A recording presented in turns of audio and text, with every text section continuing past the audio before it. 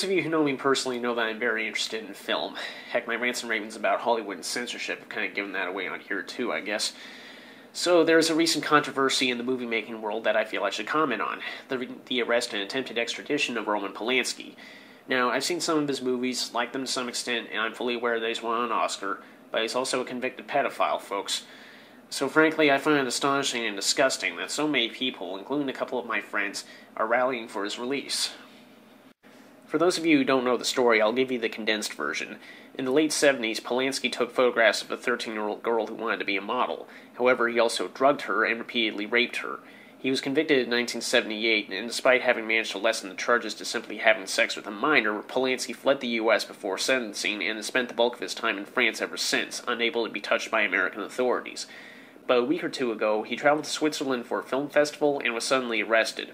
And once you know it, the little fucker is still fighting his extradition. In case you're wondering, Polanski has never denied the charges against him, but he said it's no big deal either, that the legal case is the product of an uptight American attitude towards sex. I'm not even commenting on that one. And to be fair, even the young woman he assaulted has supposedly forgiven him. However, the fact is we're not talking about a guy who's been wrongly convicted or has served his time, been released, and is still being harassed by authorities. We're talking about a guy who actually raped a child, was found guilty of it, and has never served a day of his sentence because he skipped the country. And even his forgiving victim still wants him to man up and accept responsibility for his actions.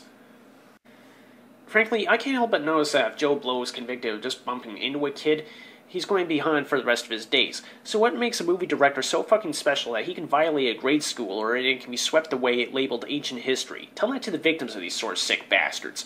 Do these same people think the same thing about brutal and repeated sex offenders like Andrew Luster and Paul Bernardo? Enough said.